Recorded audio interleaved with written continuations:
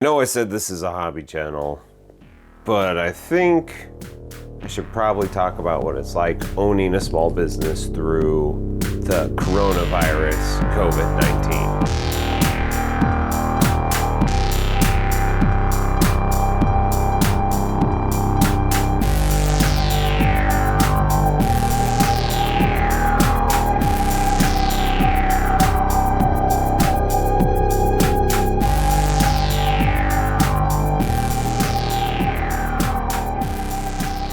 Hey everybody, welcome back to Hobby Time in the Murder Basement. My name's Heath.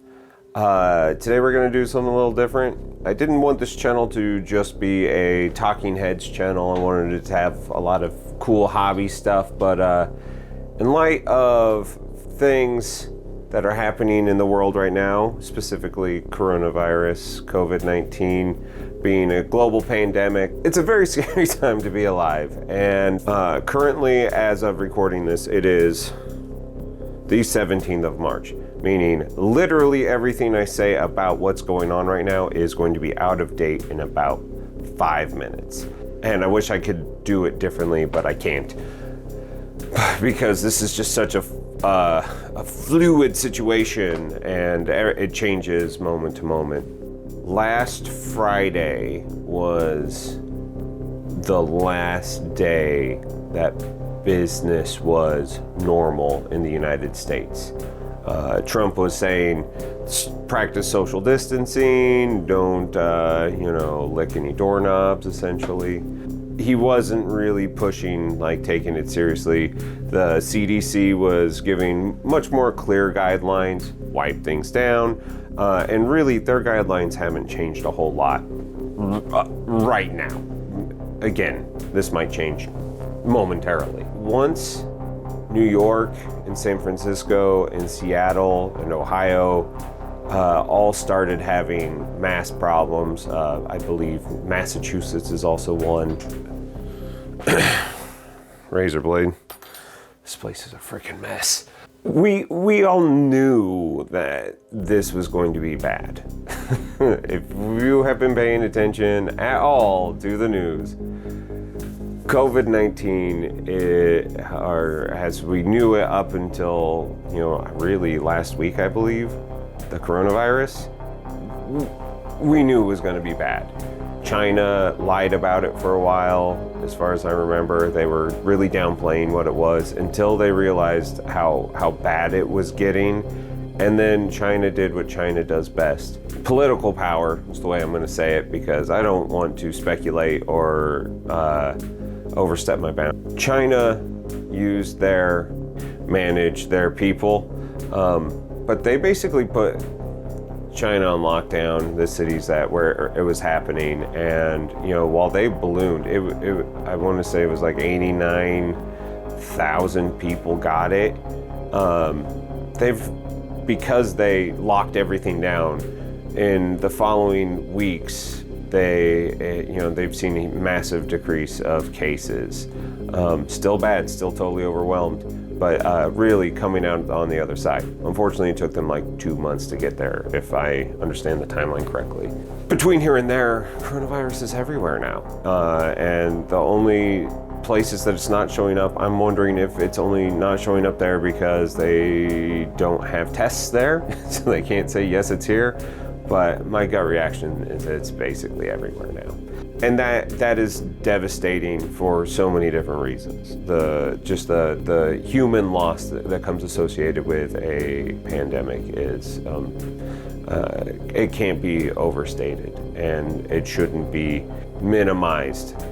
The devastation of this, even though this isn't something like Ebola, this doesn't come with the super scare of a virus like that, or a bacteria like that.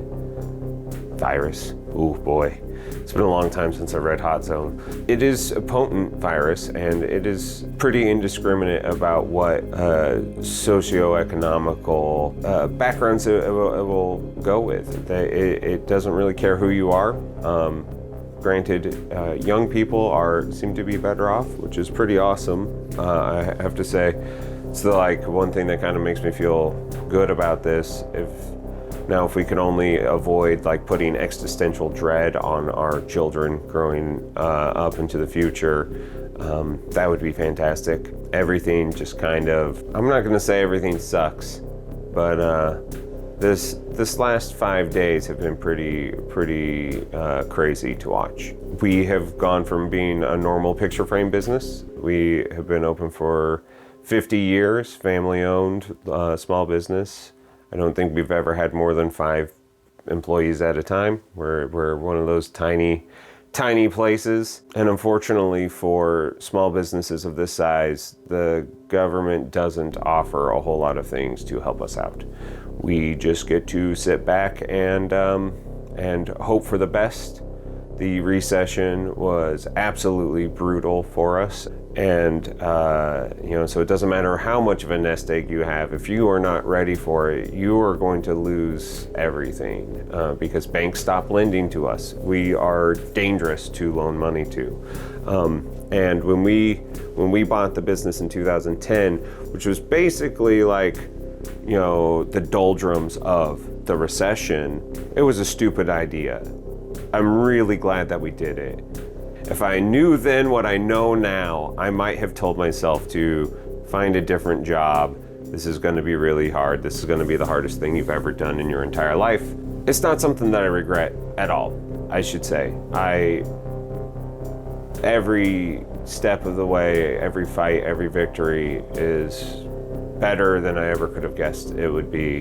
Being self-employed and in a small business is one of the most rewarding things I've ever done, because I can actually see how my hard work impacts my life and how it impacts other people, my clients and my employees, where sometimes in a bigger company, you could work your hardest and it just feels like you're screaming at a brick wall. And that's not the case in a small business. Every little bit counts.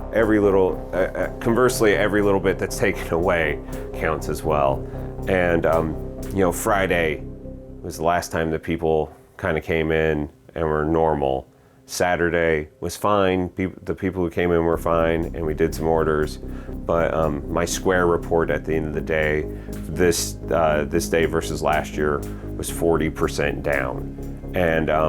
And while that's totally the way like a small custom business goes, money's up, money's down, it is a real sobering thing to look at it. To think, if none of this COVID-19 was going on, my business would be totally fine. So now I am stuck with the hard decisions on how to operate my business going into the future.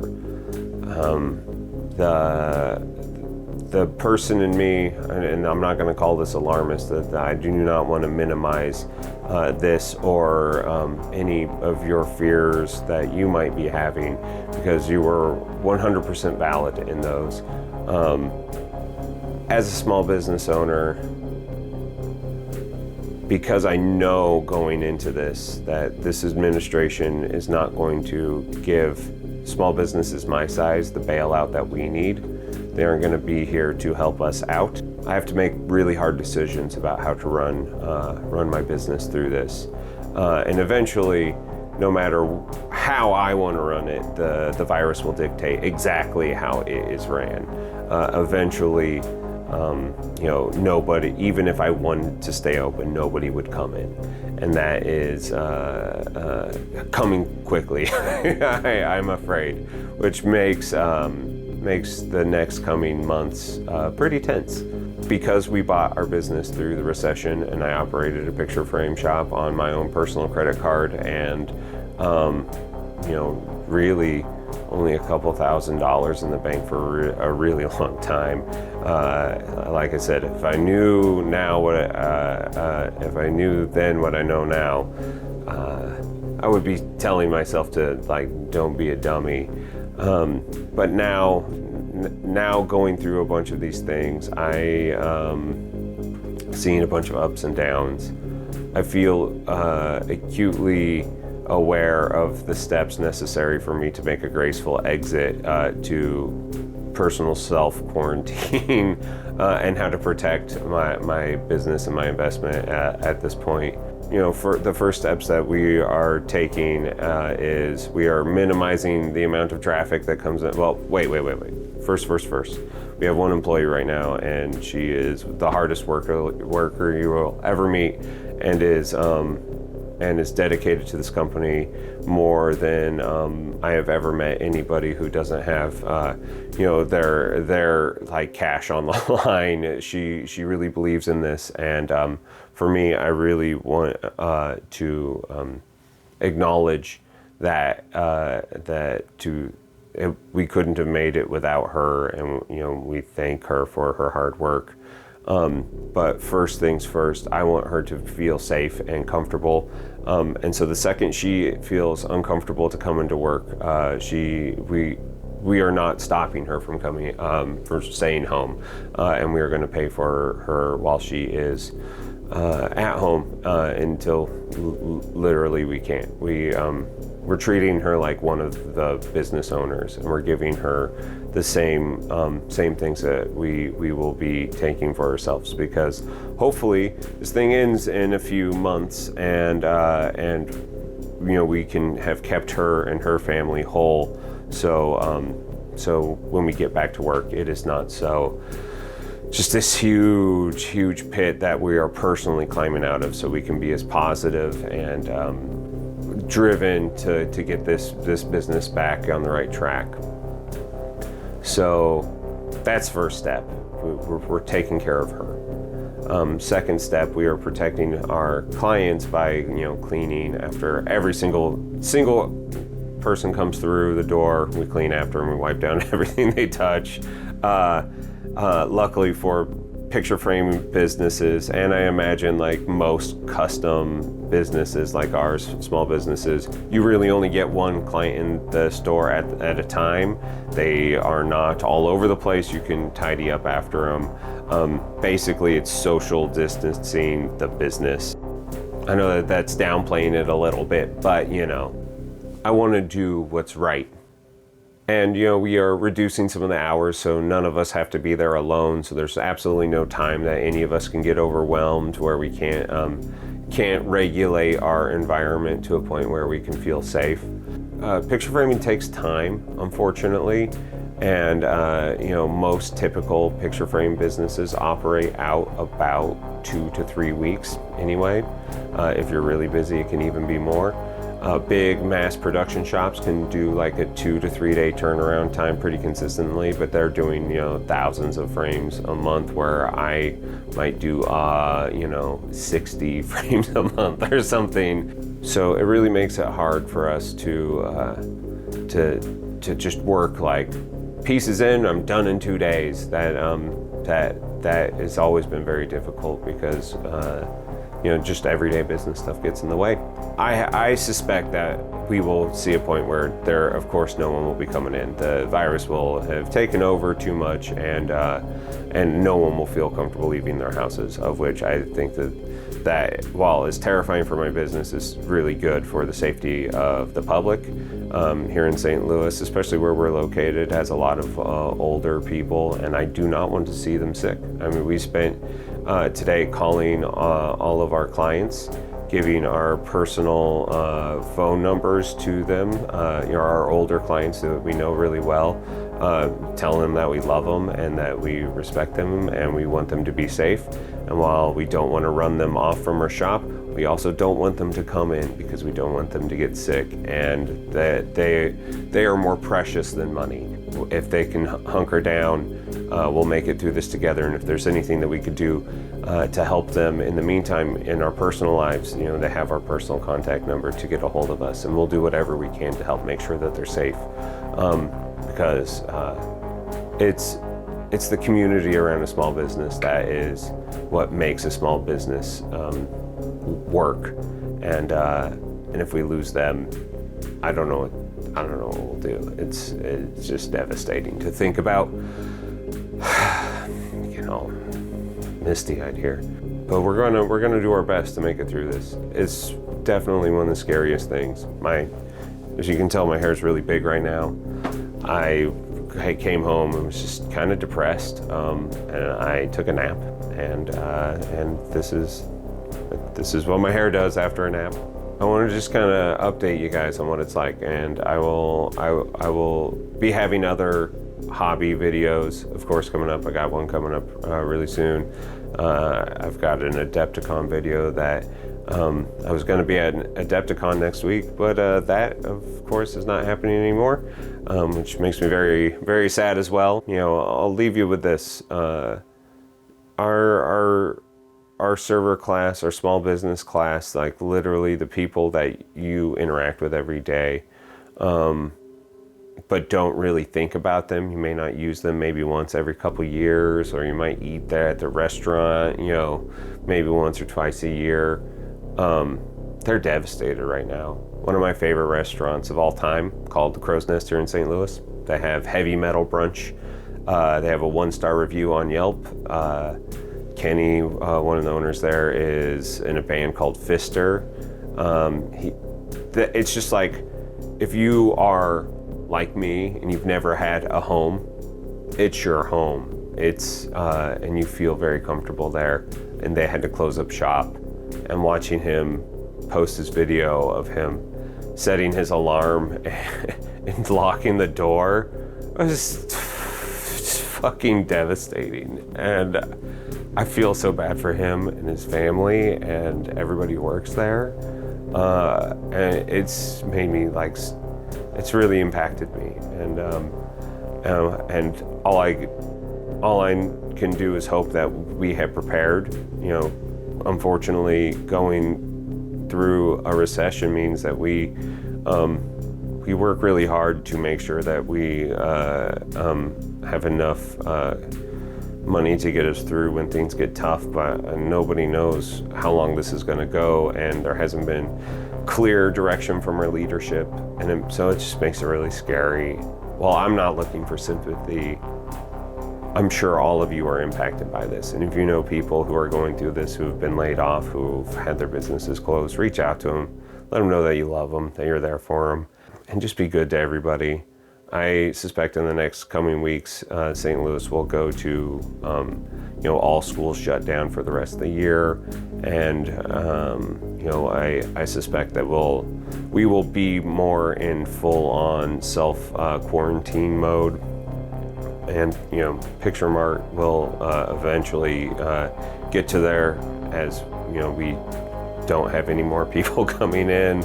And we'll go to like maybe a by appointment only, or whatever we can do to help keep our doors open, because we have such a rich history of and legacy that we are trying to keep going. It means a lot to me, and it means a lot to my business partner. Hopefully we make it through it. I'm gonna try to remain optimistic. We've survived pretty horrible things, but we've never survived a pandemic, and so it'll be interesting to see what this world is like on the other side. Thanks for listening to me rant for a little bit. Again, I know that this is a hobby channel, and we're gonna do hobby stuff, but part of how I interact with this is going to be completely dictated by my business. And if business picks up and the virus goes away and I can't release a video every week, that's why I'm not doing it every week. But if business gets worse and I'm down here in the hobby basement doing stuff, as you can see, I'm working on like 3 projects at the moment behind me. You'll know why I am down here doing more, and hopefully we can all help lift each other's spirits up and make it through this, because it's a scary time. Make sure you check in on your neighbors and your grandparents and friends and anybody, and just be genuinely good to them and to yourself. Now's not the time for machismo, I can make it through it. Now is the time for compassion and understanding, and hopefully our government understands that and can do what's right to help make us as people whole, because there's a lot of people right now who are going without work, and that is just absolutely devastating to watch. And instead of turning off Facebook and not seeing the collective suffering of us all, I'd like us all to interact more and be more supportive of each other, and push our Congress and our Senate and our president to do what's right, because we are at a turning point as a country now, and we really need to step it up. That's all I have to say about it. Shit's scary, and you shouldn't feel small for feeling like that. Like, you are completely valid, and and if you're not as scared, man, I am impressed and actually happy for you. But make sure that you understand that other people really are feeling it. So that's it for me. Again, my name is Heath. It's my murder basement. Thanks for joining me today. We'll get more hobby videos up here soon. Thanks. Bye.